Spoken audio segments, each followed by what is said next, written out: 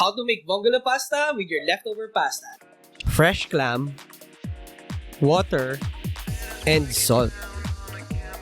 Garlic, salt, pepper, lemon, parsley.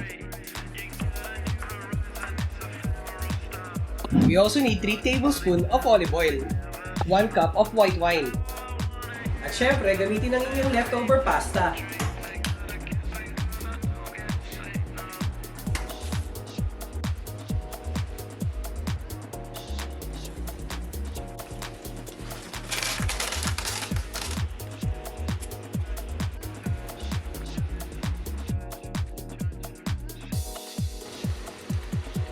Pigaan ng lemon.